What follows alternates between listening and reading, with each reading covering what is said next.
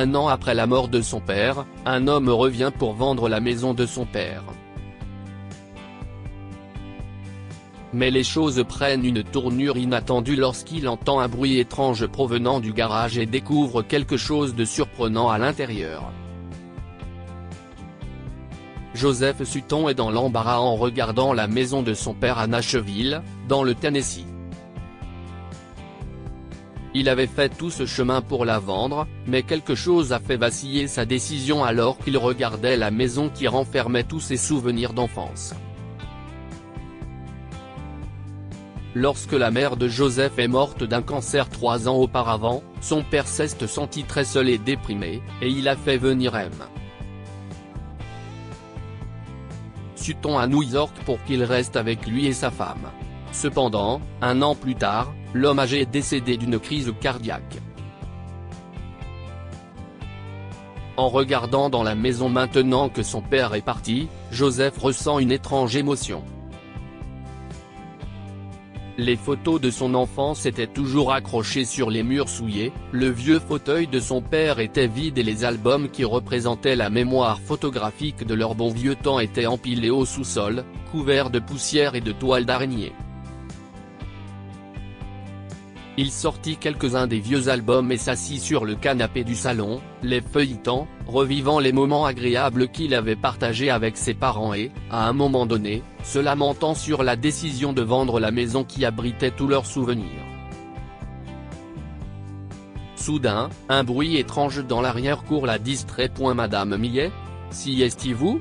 Appelle-t-il, se demandant si leur ancienne voisine ne s'est pas encore faufilée pour voler les mangues de leur manguier dans le jardin.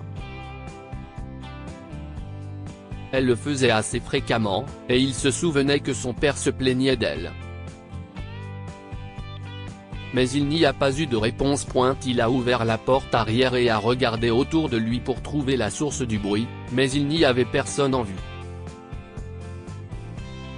Il est retourné dans le salon, croyant que c'était juste son intuition, mais il a alors entendu un énorme fracas venant du garage.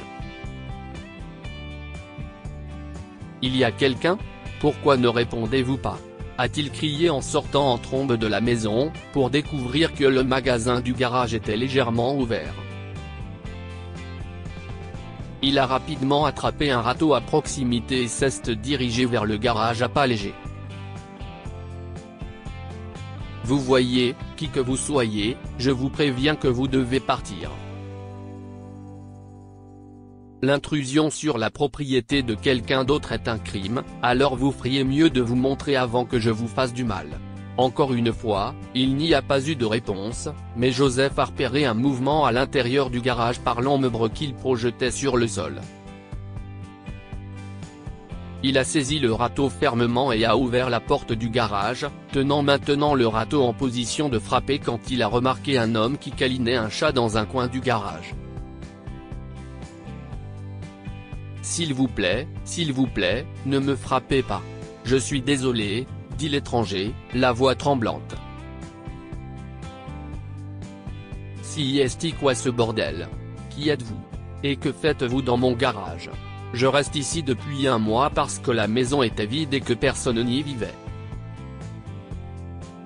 S'il vous plaît, ne me mettez pas dehors. Regardez, monsieur. Vous êtes entré sans permission, et si est un crime ? J'appelle la police maintenant. Non, s'il vous plaît. Je suis sans abri, et je n'ai nulle part où aller. Ne faites pas ça. Je vous en supplie, s'écrie l'homme.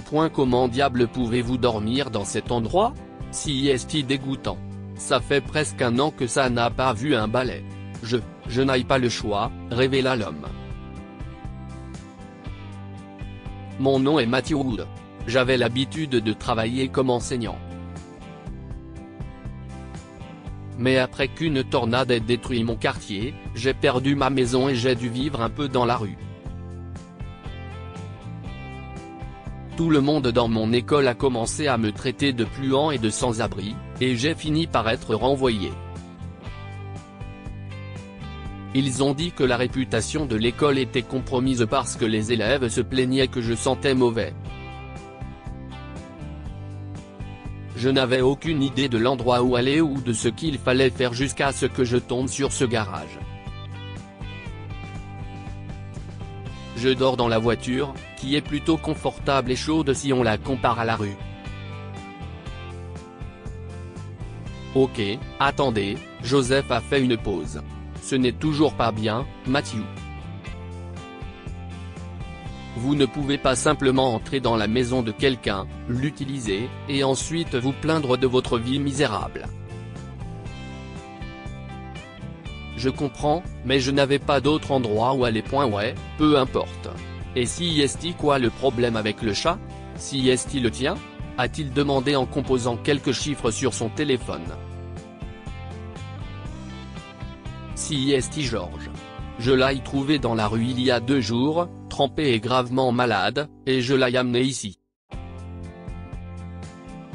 S'il vous plaît, n'appelez pas la police. S'il vous plaît, nous n'avons nulle part où aller. Vous pouvez me donner un préavis d'au moins 1 jour, non? Je vous garantis que je quitterai cet endroit. Ouah, monsieur, calmez-vous. Je suppose que vous devez emmener le chat chez le vétérinaire parce qu'il semble malade, et en ce qui concerne le fait que vous restiez ici, je dois y réfléchir. Merci. Je le pense sincèrement. Je veux dire, que vous y réfléchissiez au moins.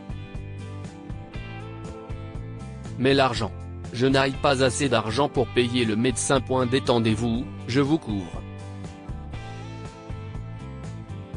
Et puis, si est-il trop tôt pour me remercier? N'oubliez pas que vous allez devoir faire vos valises et quitter ma maison. D'accord? Matthew acquiesce, et les 2 hommes conduisent le chat malade chez un vétérinaire.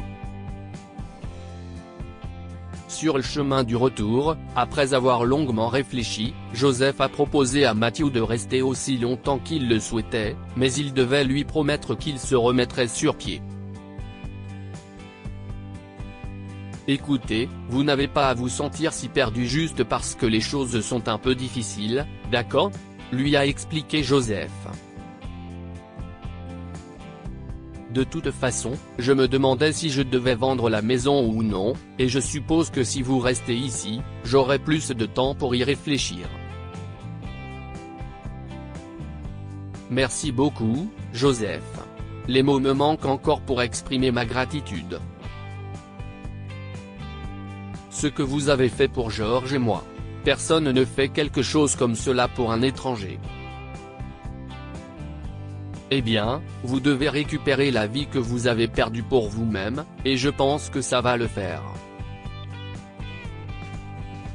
Alors, détendez-toi, tout va bien. Merci, Joseph. Merci. Et avec cela, Joseph était heureux de ne pas avoir à vendre la maison de son père.